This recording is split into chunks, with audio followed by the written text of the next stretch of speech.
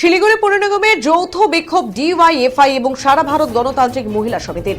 Mayor পরিষদের বিরুদ্ধে একাধিক অভিযোগ সহ মেয়র পরিষদের পদত্যাগের দাবি এবং একাধিক দাবিতে শিলিগুড়ি পৌর নিগমে বিক্ষোভ দেখালো ভারতের গণতান্ত্রিক যুব ফেডারেশন তথা ডিওয়াইএফআই এবং দার্জিলিং জেলা কমিটি ও সারা ভারত গণতান্ত্রিক মহিলা সমিতি।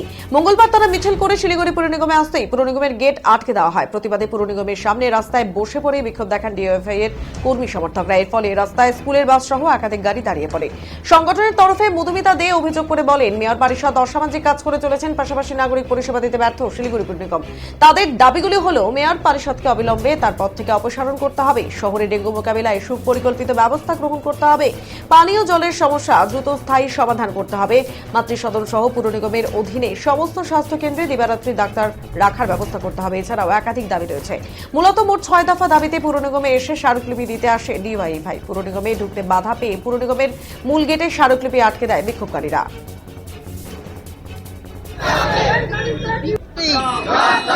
এই যে মানে আপনারা নিশ্চয়ই জানেন, অবগত আছেন, শিলিগুড়ি মিউনিসিপাল কর্পোরেশন যতদিন ধরে হয়ে গেছে যে নাগরিক পরিবেশ সেবা তারা দিতে ব্যর্থ।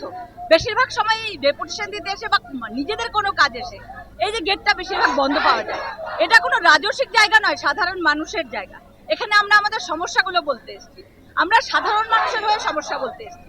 এই যে মেয়র পরিষদ হয়ে তিনি অসামাজিক কাজ করছেন, এটা শিলিগুড়ির বুকে লজ্জার। আমার জনপ্রতিনিধি সে যদি এইরকম হয় তাহলে সেই শহর কিরকম হবে? আমার শহর কিন্তু এরকম ছিল না। এরকম জনপ্রতিনিধি আমরা চাই না। সেই জন্য এবং নাগরিক পরিষেবা ভীষণ রকম ভাবে ব্যর্থ। জল পাওয়া যায় না, রাস্তাঘাটে নোংরা জল জমে আছে, শুধু তাই না, নোংরা আবর্জনায় রাস্তাঘাটে হাঁটা যায় না।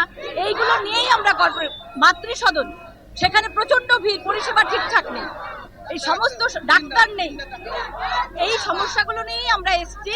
অথচ আপনারা দেখতে পাচ্ছেন গেটের বাইরে কেন গেট বন্ধ থাকবে? আগে তো ছিল না। কর্পোরেশন সাধারণ মানুষের, প্রত্যেকে ঢুকবে, প্রত্যেকে যাবে, গেট বন্ধ থাকলে সাধারণ মানুষ ঢুকবে কি করে? এইগুলো নিয়ে আমরা ভীষণ অবাক হয়ে যাচ্ছি যে প্রশাসনের এই দিকটা দেখে পুলিশ প্রশাসন আমাদের আটকাতে ব্যস্ত, অথচ যা ঘটে চলছে অসামাজিক কাজকর্ম সেটাতে তাদের কোনো মাত্রা নেই।